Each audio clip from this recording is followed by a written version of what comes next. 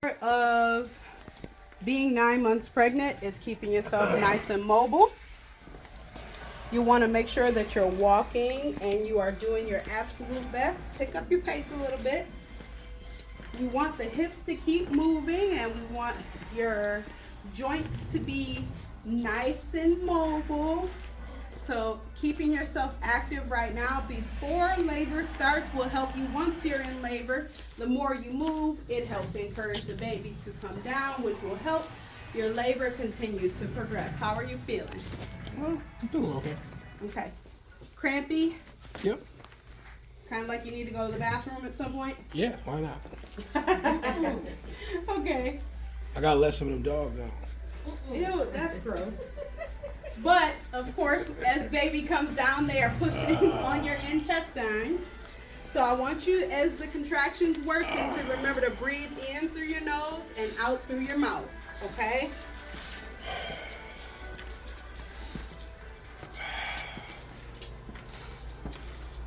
How's your back feeling? I'm getting some tags here and there. Yeah? All right. So sometimes, especially when you get into labor, you feel a frequency to go to the bathroom. The bladder sits just below the uterus and the closest thing to it. So when you're in labor, the best thing to do is keep an empty bladder. It keeps creating space for baby to go down. However, as baby goes down, they are constantly pressing on those intestines. So sometimes sitting on the toilet allows your mind to connect to opening up and letting things out. How you doing? Good. All right. Keep breathing. Good.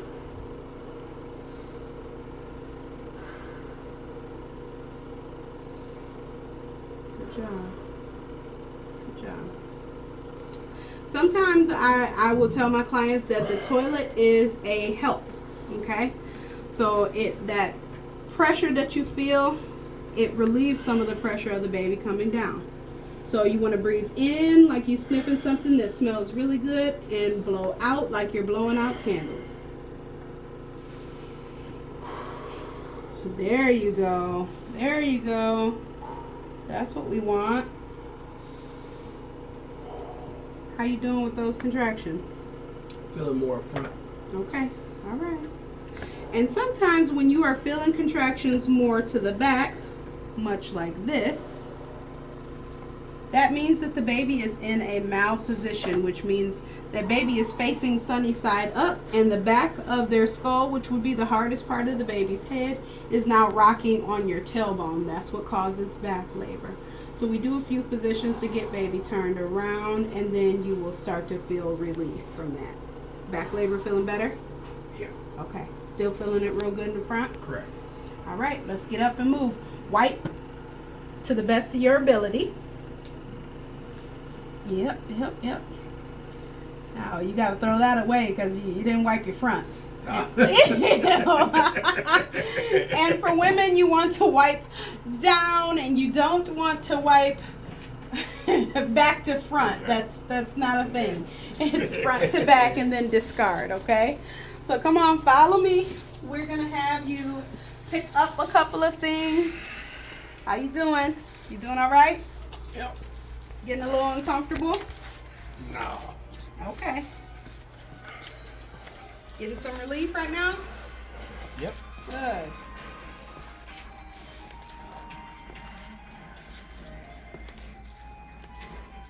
Now, sometimes contractions get so intense that they will stop you in your tracks. How are you feeling right now? You feel like you need to pause? Yes. Okay, so I want you to come to the table here and put your hands on it. Lean a little. I want you to rock your hips back and forth. Open your legs a little bit more. There you go. Rock it back and forth. Back and forth. I want you to keep doing that until the contractions let up a little bit, okay? So usually I will stay behind my clients because I want to be their assistance to their center of gravity. If they fall, I would much rather you fall on me than to actually hit the floor because that's a different set of observation that you'll have to do with your doctor. Is it lightening up on you? Yes. Okay. All right, let's walk. go. Where? Wherever you want to go. I'm following you.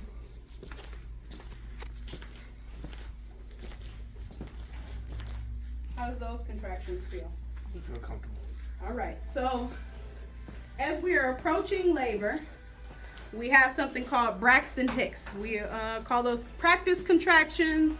You will hear women talk about being in false labor. It's where those practice contractions became so intense that they felt like they needed to go to the hospital, and they were told, oh, it's not labor yet. Braxton Hicks essentially don't come very regularly, or if they are regularly, they're so far apart that it's not considered labor. So contractions that are every 15 minutes, we would still kind of call that Braxton Hicks, but it could represent cervical change. Have you walk towards the back, and we are going to simulate labor. How you doing? Good. Make sure you keep that breathing up, okay?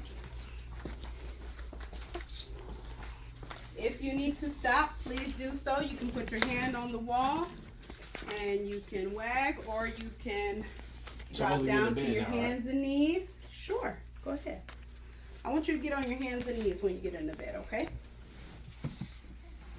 Oh, yeah. Okay. Okay. All right, so give me some low moans.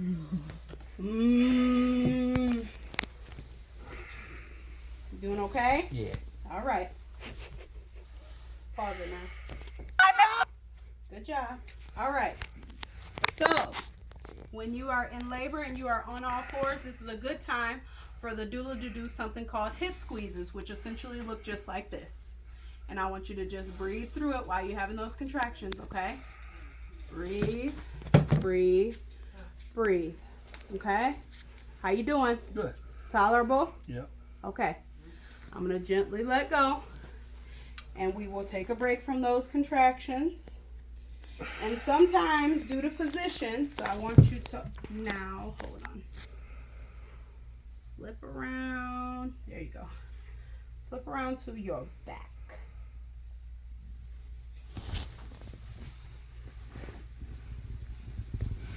Bring this foot up. All the way over. There you go. Good. Can you still feel everything? Mm-hmm. All right. So sometimes when you're really tired, a lot of times when you're on electronic monitoring, they will have you laying in the bed, especially if they need to get a good strip on the baby, which essentially means they want to see how the heart rate is doing on the baby, okay? This causes undue pressure to your back, and the hospital beds are very uncomfortable. Talk to me about how your back feels right now. Feels kind of painful. Kind of painful. Okay. So then, if I hear a client say that their back is kind of painful, I will have them roll on to their side. I want you to breathe, relax your face, in through your nose. What do we do? Out your mouth. I want you to listen to what I'm saying. I can't hear what you're saying. So that's another aspect that we don't really talk about. Sometimes we're given instructions and we think we're being helpful, but the pain can be so intense that you can't exactly hear. In that case, you will see me get really close to the client, and I will say something like, Mark, can you hear me? Yes. Okay. Now I want you to breathe in through your nose and then blow it out your mouth. In through your nose and blow it out your mouth. These are called cleansing breaths, but you also hear me say something like, breathe for that baby. I need you to take a good cleansing breath for you and your baby. Okay. So let's say your back is in pain, right? We want to relieve that. Let's have you roll over towards Nyla. One of the positions that we do is called an exaggerated side lane. So we want to get that pressure off of your back. Good job. Good job. And so I'm going to have you take your knee as high as you can get it. And then take this leg as far back as you can get it. Yep. There you go. Normally we have pillows right underneath the knee here. I will slide this here for you. Knee up. All right. There.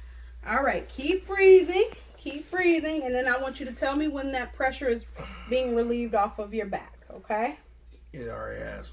Good, good, good. That's what we want to hear. Now, when you are getting really close to the end, we have something happen that is called, like, I call it anyway, the quiet before the storm. All right? That's when contractions get real manageable. All of a sudden, how do you feel? Better? Feels better than earlier. It feels better than earlier. So all of a sudden, these contractions will seemingly go away, right? If you had to describe your pain right now, what would you say it is? 2. 2? All right. Very manageable, right? Mm-hmm. Something you can talk through, potentially laugh through. You could maybe play the video game. I've had clients play video games, watch movies, do the baby mama dance. This is that tranquil period, but this is a very important period when you've been laboring. The calm before the storm usually happens right around 8 to 9 centimeters. It essentially is giving your body a nice size rest before it's time for you to push your baby. Now, Mark, tell me, what do you think is the best position to push your baby in? This one. This one? Why? I don't know, because I'm comfortable with it. Because you're comfortable in it? So yes, I want all of my clients to be pushing in a position that they feel most comfortable. Now, during labor, we might actually have you lift your leg, like this. Bend it a little bit, relax. There you go. And you can push and push and push till the cows come home. So at this point, hopefully we have turned that baby and your back should be feeling better. How does your back feel? Good. Good? Okay. Now talk to me about the contractions. Stomach hurts. Stomach hurts. Front. All right. So when you're getting ready to push, we only want you pushing during the contractions. So let's say you've been checked, you're 10 centimeters, you're 100% thinned out, and baby station is 0 or -1. 0 means baby is right there, good and engaged in the pelvic cavity. -1 means baby is trying to inch down into that vaginal canal. What should you be doing right now? Pushing. All right, because you feel what? Contraction. Okay, so I want you to push in however you feel most comfortable. Do you think you can push a baby out with your legs completely closed? If I tried hard enough. All right, so what is something you should do to be able to open up your pelvic? Like this, right? There you go. Now, because you've laid on your back now, though, you are having a hard time pushing. Okay. These contractions are very intense, and you can't figure out why the baby won't come out. What would be one of the reasons why the baby won't come out? What do you think? My position. Your positioning. With the bed being as hard as it is, your tailbone being that... Can I like squat and do this? Like yes, squat a baby absolutely. Out? Beautiful. Come on, let's do it. All right, so how would you get out of the bed as a pregnant person? Just fall off.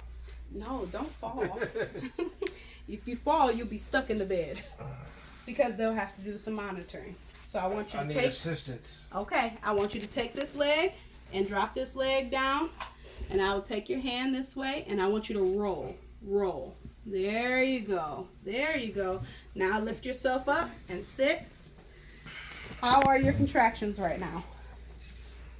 Like 4. Okay. All right. So am I supposed to get up? Yeah, whenever you're ready. Because you want to squat, right? Yeah, like I'm about to take a dump or something. All right, so in your squatting position,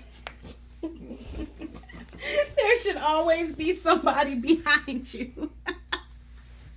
And likely your midwife, because most doctors will not let you push in this position. Likely your midwife will be down and she will be looking and telling you, oh, we can see ahead. I'm dropping and getting my ego on. We can see ahead. We can see hair. Breathe through it. Breathe through it. Breathe through it. Pause. How does your... Go ahead. All right. Now, push. So normally, something called the ring of fire happens when the baby's head is right at the opening of the vaginal canal. All right, different position. Different position. Okay. No. How do you want to do it? I don't know. You don't know? No. All right. Let's see if you want to lay back down and see if that feels better. No. No? Okay. All right, let's go. Then squat. Let's do this. Push the baby out. All right. And some doctors will count to 10. So we will do a count of 10. Most of the time, though, we want you to push as your body is telling you to push, okay?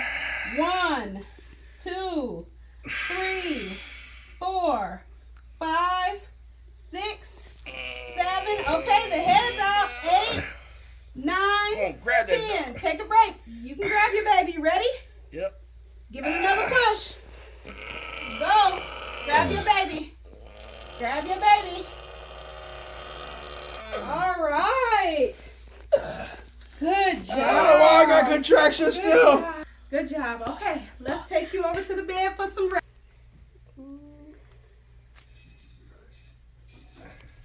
All right. So, your baby's been born. You're cuddling your baby. All of a sudden, contractions kick back up. What's happening? I'm having another baby. No, it sometimes will feel that way, but it's far less intense than the birthing contractions. You are actually pushing out your placenta now. I didn't know I had twins. And here comes your placenta. There are a lot of mothers that do not want to cut their cord. They want to leave that cord attached to that baby. Do you know the importance of leaving the cord attached to the baby? No. Okay, so babies are born with about 70% of their blood volume. The placenta holds that other 30%. If you leave your cord attached for around 5 minutes, it can transfer the rest of that, or until your cord stops pulsating. Okay? Yeah. So, how do your contractions feel right now? I don't feel it. Okay, good. That's what we want. Now, it's been 5 minutes. We have cut the cord. Look at that placenta. Very beautiful. Now you're laying there, you're enjoying your baby, you're breastfeeding. Let's see you breastfeed.